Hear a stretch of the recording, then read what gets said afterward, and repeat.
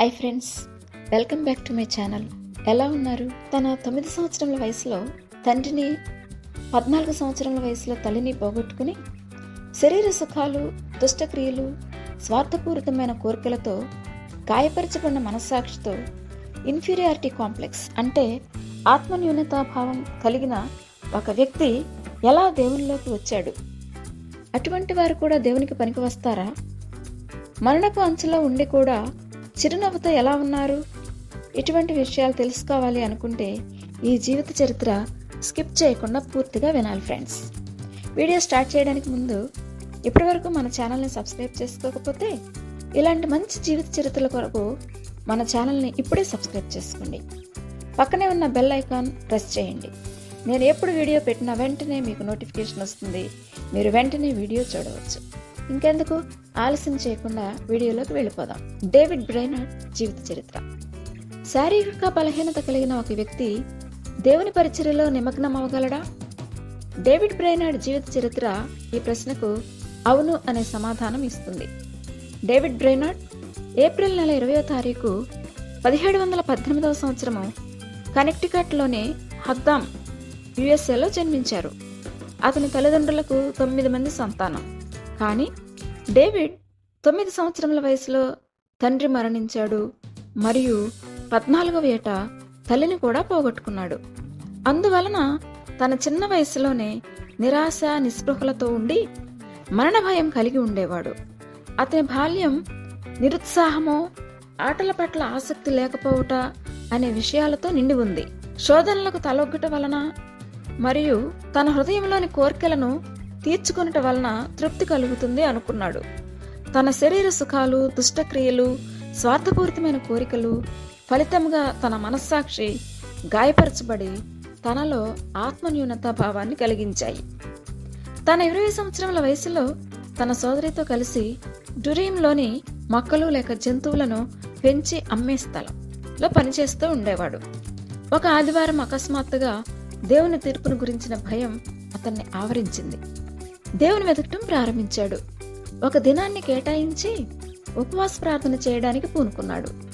ఆ రోజు దేవుడు తన మనోనేత్రాలను తెరిచాడు.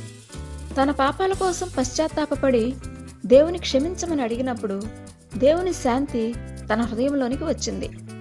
ఈ ఆత్మీయ నూతన అనుభవంతో ఏల్ కాలేజీలో 21 సంవత్సరముల వయసులో చేరాడు. దురదృష్టవశాత్తు వ్యాధిగ్రస్తుడై తన చదువు కొనసాగించలేకపోయాడు. 1742వ సంవత్సరంలో ఎబినేజర్ బెంబోటన్ గారిని గురించి విని రెడినియన్ల మధ్య సేవ చేయడానికి దేవుడు తనను సేవకు పిలుస్తున్నాడని తెలుసుకున్నారు. తను వెంటనే దేవుని పిలుపునకు విధేయత చూపి, నన్ను పంపుము దేవా, నేను వెళ్తాను. కఠినులు మరియు అనాగరిక ప్రజల మధ్య సహితము నేను పనిచేయటానికి సిద్ధమే అని చెప్పాడు. ఈ లోకములోని సుఖసౌఖ్యాలను సహితము విడిచిపెట్టడానికి సిద్ధమే. మరణం గుండా నడవవలసి వచ్చినను నేను సిద్ధమే. నీ రాజ్య నిర్మాణం కొరకు నేను ఎక్కడికైనా వెళ్తాను అని తీర్మానించుకున్నాడు. దేవుని సేవా పిలుపును ధృవపరచుకున్న డేవిడ్ స్కాట్లాండ్ మిషన్లో చేరాడు. మొదటగా న్యూయార్క్లోని కౌన్మిక్లో ఉండి రెడెనియన్స్ భాష నేర్చుకున్నారు. రెడెనియన్స్తో కలిసి 8 సంవత్సరాల పాటు ఉండిన జాన్ సర్జెంట్ డేవిడ్కు రెడెనియన్స్ భాష నేర్పించారు. డేవిడ్ బ్రైనార్డ్ అనుభవజ్ఞుడైన ఈ మిషనరీ వద్ద అనేక విషయాలు నేర్చుకున్నారు. రెడెనియన్స్ నివసించే కౌనమిక్ అనే ప్రదేశంలో తన సేవా పరిచర్యను ప్రారంభించారు. తను తెల్లవారుజామున లేచి కొంత ఎక్కువ సమయాన్ని ప్రార్థనలోనూ వాక్య ధ్యానంలోనూ గడిపేవారు. అటు తర్వాత వెళ్లి ప్రజలకు సువార్త ప్రకటించేవారు. రెడెనియన్ల మధ్య తన పరిచర్య ఎన్నో కష్టాలతో కూడుకొని ఉండినది. తన జీవితము అత్యంత సాధారణ జీవితంగా ఉండేది. ప్రజలను కలుసుకోవడానికి తను కష్టతరమైన ఎత్తుపల్లాలుగా ఉన్న భూభాగాలలో నడవలసి వచ్చేది. అడవులలో చలికాలం భరించుటకు చాలా కష్టతరంగా ఉండేది. ఒకసారి దట్టమైన అడవిలో వెళుచున్నప్పుడు తను మార్గం తప్పిపోయారు. కొద్ది గంటలు అటూ ఇటూ తిరుగులాడిన తరువాత దారి తెలుసుకుని తన ఇంటికి చేరాడు. మరొక సందర్భంలో నదిలో మునిగిపోయారు. కానీ అదృష్టవశాత్తు మరణం నుండి తప్పించబడ్డారు. తను 15 మైళ్ళు నడిచి ఆహారం తెచ్చుకోవాల్సిన పరిస్థితులలో రెడినియన్స్ ఆహారమే తింటకు మొదలుపెట్టాడు. బ్రైనార్డ్ ఎక్కడ బోధిస్తే అక్కడ ప్రజలు కన్నీటితో, పశ్చాత్తాపంతో దేవుని వైపుకు తిరిగారు. ఆయన న్యూ హెవెన్ అనే ప్రదేశంలో బోధించినప్పుడు ఇతర నమ్మకాలలో ఉన్నవారు యేసుక్రీస్తు మాత్రమే నిజమైన దేవుడని తమ హృదయంలో తెలుసుకుని యేసుక్రీస్తుని తమ దేవునిగా అంగీకరించారు. న్యూ హెవెన్లో ఆయన అస్వస్థతకు గురయ్యారు. అందువలన ఆయన అక్కడే 6 మాసాలు గడపవలసి వచ్చింది. అక్కడ నుండి ఆయన డెలవేర్ అనే ప్రదేశానికి వచ్చారు. పెద్ద పెద్ద చర్చెస్కి అధిపతిగా ఉండమని తన స్నేహితులైన అనేక మంది ఆయనను ఆహ్వానించారు.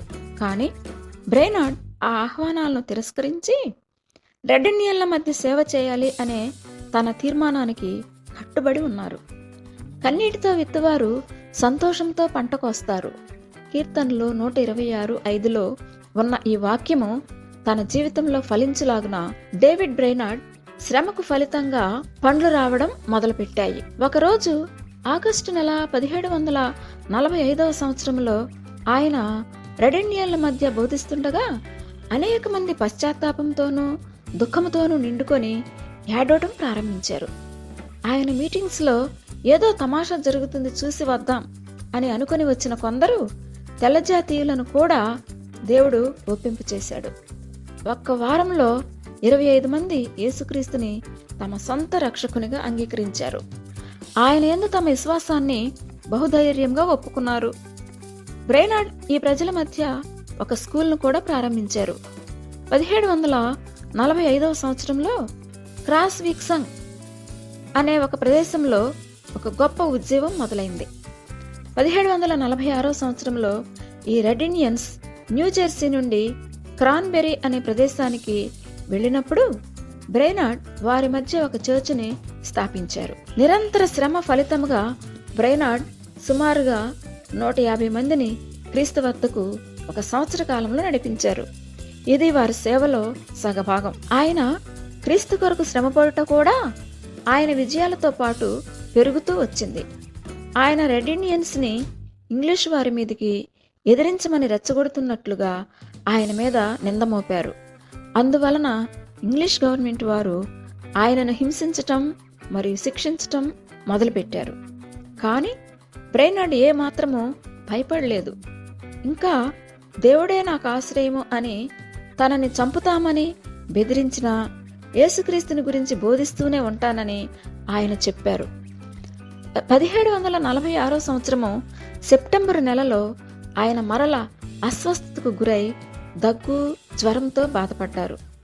అయినప్పటికీ ఆయన దూర ప్రదేశాలను కాలినడకన వెళ్లి యేసుక్రీస్తుని గురించి బోధించటం మానలేదు. తాను జీవించటమా చనిపోవటమా అనేది దేవునికే పట్టాలి, నాకు కాదు కదా అనేవారు. అది నా పని కాదు అని తన డైరీలో రాసుకున్నారు. మరి ఒకసారి ఆయనలోని శక్తి పూర్తిగా సన్నగిల్లి నడవలేకపోయారు. అంతేకాక వ్రాయలేకపోయారు కూడా. అయినప్పటికీ ఆయన, నా మనస్సులో నేను నూతన శక్తితో ఉన్నాను అని అన్నారు.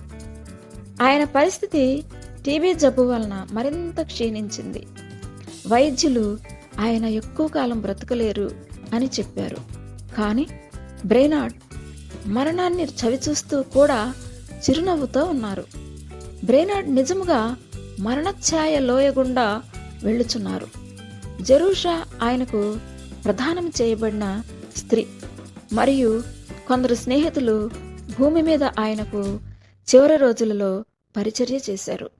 ఆయన నీళ్ల విరేచనాలతో మరి ఎక్కువగా బాధపడటం వలన మరణం మరింత చేరువైంది. ఆయన తన కాబోయే భార్యను పిలిచి ఆమెను ఇలా అడిగారు, నేను లేకుండా జీవించటానికి నీవు సిద్ధంగా ఉన్నావా? నేను నీకు దూరంగా ఉండడానికి సిద్ధపడ్డాను. ఇప్పుడు నేను నిన్ను చూడనప్పటికీ మనిద్దరము ఒకరినొకరు నిత్యత్వంలో చూసుకుంటాము అని అన్నారు. ఆయన తన మరణశయ్య మీద 19 వారాలు ఉండి 1747వ సంవత్సరము అక్టోబర్ నెల 9వ తారీఖున ప్రభు సన్నిధిలోనికి ప్రవేశించారు. 29 సంవత్సరముల లేత వయసులో డేవిడ్ బ్రైనార్డ్ ప్రభు సేవని కేవలము 5 సంవత్సరములు మాత్రమే ఎంతో పట్టుదలతో చేసి మరణించారు. ఆయన జీవిత చరిత్ర చదివిన ఒక పరిశోధకుడు 70 సంవత్సరాల కాలము జీవించిన వారి కంటే ఎక్కువ మందిని ఆయన ప్రభు సామ్రాజ్యం కొరకు గెలుచుకుని ఉంటారు అని తుది అభిప్రాయాన్ని వ్యక్తపరిచారు. మరి మన స్పందన ఏంటి ఫ్రెండ్స్? ప్రభు కొరకు మనం జీవిస్తున్నామా? ఆయన కొరకు పనిచేస్తున్నామా? ఆలోచించండి. దేవుని కొరకు జీవించటానికి తీర్మానించుకోండి. మరొక మంచి జీవిత చరిత్రతో మరలా మీ ముందుకు వస్తాను. ఈ వీడియో నచ్చితే మీ ఫ్రెండ్స్ అండ్ ఫ్యామిలీకి షేర్ చేయండి. డేవిడ్ బ్రెయినార్డ్ జీవితంలో ఏ అంశం మీకు కనెక్ట్ అయిందో కామెంట్స్లో తప్పకుండా తెలియచేయండి. Stay blessed friends. Thanks for watching.